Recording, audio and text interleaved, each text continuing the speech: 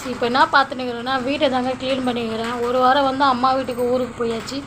ஊருக்கு போய்ட்டு வந்தால் வீடெல்லாம் அப்படியே இருந்தது. சரி, எல்லாத்தையும் இன்றைக்கி க்ளீன் பண்ணிக்கிறேங்க. எல்லா பெண்களுக்குமே வந்து வீட்டில் இருந்தாலும் சரி, வேலைக்கு போனாலும் சரி, நம்ம ரொட்டீன் லைஃப் வந்து நான் செஞ்சுக்கினே தான் இருக்கணும். சரிங்களா? வேலைக்கு போய்ட்டு வந்தாலும் டிஃபன் செய்யணும், வீட்டை க்ளீன் பண்ணணும், சாப்பாடு செய்யணும், இது செய்யணும், அது செய்யணும். வீட்டில் இருந்தாலும் எல்லாம் இதை க்ளீன் பண்ணணும், அதை க்ளீன் பண்ணணும். எல்லா வேலையும் வந்து பெண்களுக்கு தினசரி தான் இருக்குது. சரிங்க? அதுவும் ஊருக்கு போயிட்டு வந்துட்டேன்னு வச்சுக்கோங்க, ஐயோ அப்பா காலிலேருந்துங்க வேலை செஞ்சுக்கினே இருக்கிறேன்.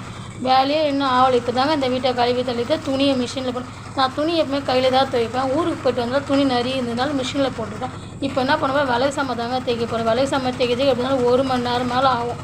இப்போ அதை தான் எடுத்து போட்டு வச்சுருக்கேன், அதுதான் செய்யணும். இப்போ அந்த வீட்டெலாம் க்ளீன் பண்ணணும். இன்னும் குங்குமஞ்சள் எவ்வளோ வேலை இருக்குது. நீங்களும் இந்தமாரி உங்கள் அம்மா வீட்டுக்கு போய்ட்டு வந்து இந்தமாரி வேலையெல்லாம் செய்வீங்களான்ட்டு மறக்காமல் சொல்லுங்க. வாங்க இப்போ நம்ம வேலையை நெக்ஸ்ட்டு என்ன வேலை செய்யலான்னு பார்க்கலாம். வேலைக்கு சமாத்தே இருக்கிறேன் ஃப்ரெண்ட்ஸ். இப்போ தான் உட்காந்துக்கிறேன். பாருங்கள் எவ்வளோ சாமான். வேலை சாமான் தேய்ச்சி முடிச்சாச்சுப்பா. எல்லாம் பாருங்கள், என் பையன் தான் எனக்கு ஹெல்ப் பண்ணுறாங்க. பாருங்கள், அம்மா நீ எவ்வளோ வேலை செய்கிறம்மா அப்படின்ட்டு நான் வந்து மஞ்சள் தூள்லாம் வச்சு கொடுக்குறேன். என் பையன் வந்து உமனுக்கு குங்கு வைக்கணும்லப்பா. இங்கே பார்த்து சொல்லுப்பா, நீங்களும் உங்கள் அம்மாவுக்கு ஹெல்ப் பண்ணிக்கிறீங்களா அப்படின்னு கேள்வி.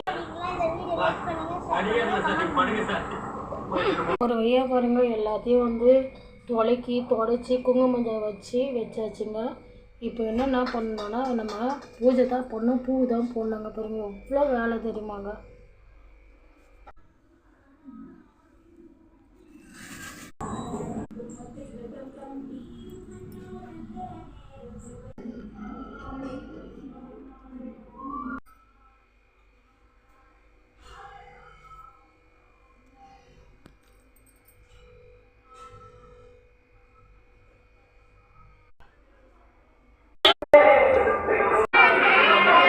வேலை செஞ்சுனே தாங்க இருக்கிறோம். பெண்களுக்கு வேலை என்றைக்குமே ஓயாது.